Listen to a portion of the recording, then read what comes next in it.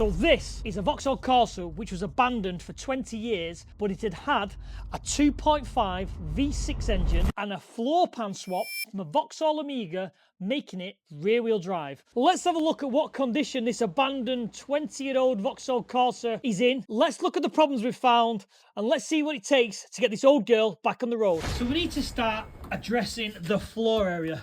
And what this looks like is he's shortened the Amiga shell, joined it together, and basically the weld's gone, obviously, through rust and split. Obviously, this area's got to be replaced. So obviously, this side is the side we're having problems with the headlight. And the reason being is, on an Amiga, the battery tray sits here, where that side's very low down, and you can get the headlight in, but we have had to literally trim, because Corsa rear lights have this electric adjuster, and it does catch slightly on this side. So we will have to chop a little bit more on this side.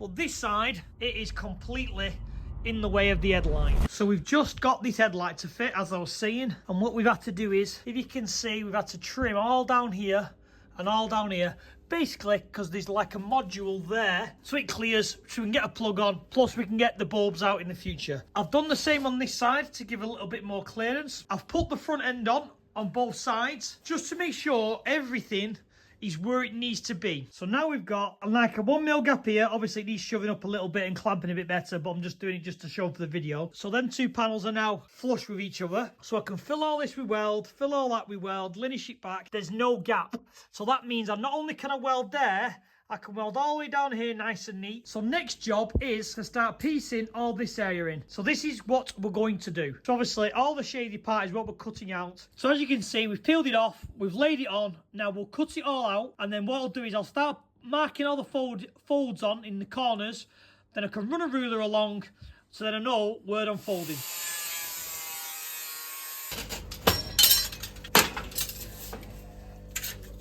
And this is the final product. So as you can see, all we've done is, because it's 0.6, put it along the metal bench, tapped it down, folded the corner, tapped these edges down. So as I weld into this edge, it'll melt into that 1mm lip.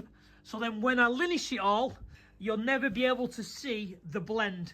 Fingers crossed anyway. And then I can just weld down here, and then that's all tied in. So this side, now kind of complete. That's both now shocker tops done. Now it's on to this area. As you can see, the cardboard aided design. I've got my templates, just because we're tying in two major areas of basically the chassis leg and the front end, and I want to do something really strong here and here. You've got a bit of strength, let's say. So let's draw them out, let's cut them out, see how hard it is to form this with the little turns and the corners and all that, because it's going to be an absolute nightmare. So we've bent the two panels which fit behind this area nicely, but I've got to trim some of this off behind here, because if you look, they're not 100% parallel, so I need to trim this off, the far one off, so it's all parallel, so it'll drop back a bit, that'll sit flush, and it'll spot welding. So what we're going to do now is start tying in this cross member. We're going to just make an L plate. I'm going to drill all the holes in, weld all around the edges, and I'll explain what the holes mean shortly. Same again here, but I'm going to cut the hole out because that's the radiator mount. And all I'm using to do that is just a cheat folder. I do have access to a press brake and I could go and do it, but what I'm trying to do, guys, is basically build this car with basic tools so you guys can kind of feel that they can jump into a project and you don't need thousands of pounds worth of machinery and tools to do it. So next step of obviously tying in this front panel is, basically if you look at all the dots, I'm going to drill holes in there so that I can plug weld them to this panel, as well as seaming around the edge. Because this is kind of a structural part of the car, and obviously it's going to take a lot of strength and a lot of flex to keep the front together, I just want to make sure I can put as much strength in each side as I humanly possibly can. So we're now on to this middle area, and as you can see there, the welding joint between the front and the rear end of the Amiga's cracked. We're going to repair all this, repatch all this area in, reinforce it all. And I know everyone who sees these floor pan swaps goes on about, oh, they're just going to fault bits, they're not this. So what we're going to do is we're going to make an active attempt to reinforce everything. So what I've done is I've folded this piece of steel with two 45s. And then what that's going to do is it's going to go up. So look at the front, it's going to go something when I've trimmed it all down like that.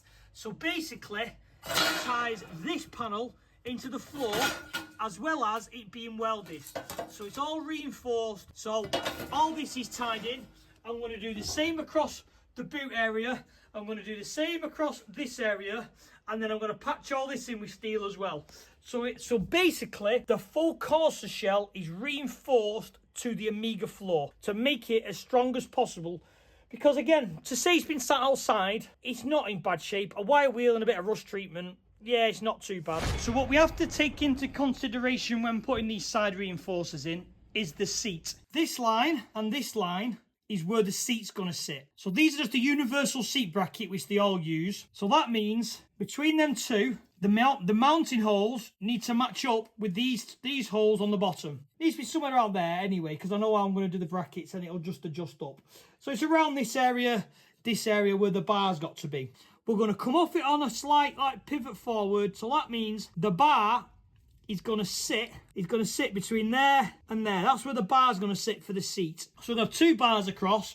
So when I put this plate in, I'm going to have to put two holes in this area, no matter what, to let the bar through to tie into this area. So this is what I'm envisioning, this. So what we need to do now is, between there and there and there and there, is where a bar's going to come through a hole here, come across for basically a seat mounting point. Mark everything out and get on my new tool. So let's talk about what this is. This is a Norton 6 fly press. This is, in my opinion, the Swiss Army knife of sheet metal work. It's a huge press. So as you move this arm, you can see this goes up and down. And what that does is it can punch, fold, bend, shape, roll surfaces. It can do anything as long as you have the tool to do the job. Obviously everyone knows these who knows motorsport. This is a dimple die. So what I've done first is I've built a tool to press the hole in, and then I've got another tool which press the swages in. Always wanted one, and yeah, jumped into it because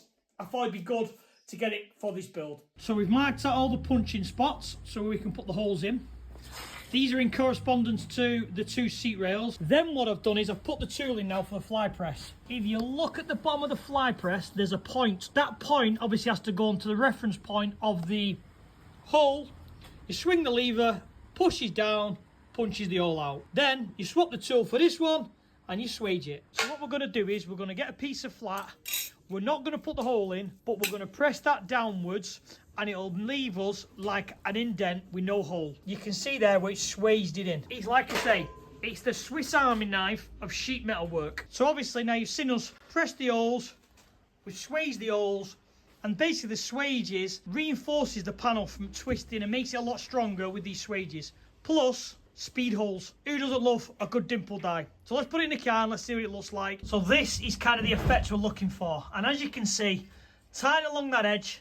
We're going to tie it along this edge when I start welding, but that's what we're going to do here. So now it's onto driver's side, then the back panel, and then I'll try and do little ones for these panels. So it's all tied in. Looks pretty, looks cool. So we've got all the little panels now done and dusted. So we've got the full sill. We've got this little area to tie the body in from there. We've done the full back plate. Now, if you look at the back plate, I've notched every one so we can continue with the curve of the back panel. So that can all be tied in and it still follows the curve because I can just weld each section as it goes. This one's been done and this one you will have seen. So this is what I mean by the seat rails, because obviously we've marked there and there, you will have seen where the seat goes. The bar will go straight the way through and then it'll weld to the outer sill edge, and then the bar will just come along here. Basically, it makes this area really tidy because it just goes through the hole. And I'll do the same with this hole and the same with the two locating holes there and there. So I've moved on to basically paneling all this back section in and kind of reinforcing and joining the body a little bit more, and this is the finished article. So basically I can push from the back and I can basically stitch it all in all around here.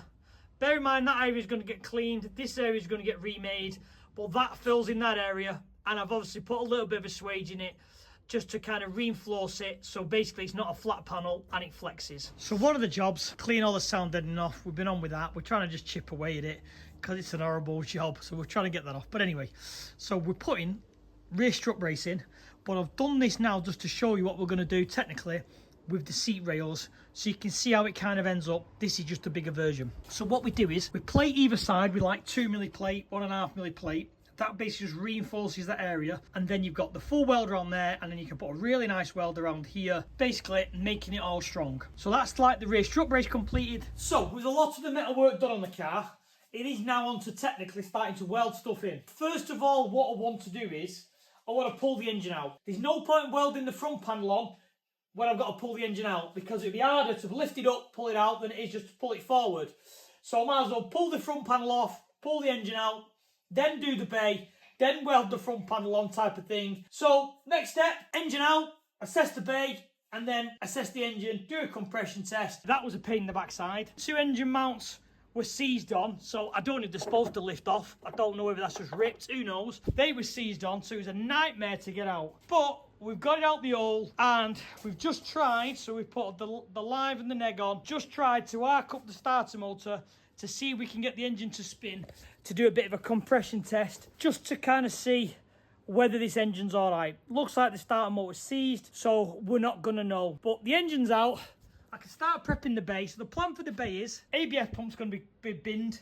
The power steering lines, that bottle's got to be dropped a little bit, probably 20 mil to clear the bonnet. I'm going to cut this full metal plate out because it's not needed because of this bulkhead area, and then plate up that hole in there. Remove the brake lines so they kind of don't go to the ABS, so they just go all individual, so I can have a line lock to do giant burnouts in it. Yeah, it's basically now on to prepping all the engine bay. We've got plenty of work done in the space of, I don't know, 7 days. Now on to kind of the fun part, where we start building it and start making it so we can do donuts. Parts are coming thick and fast.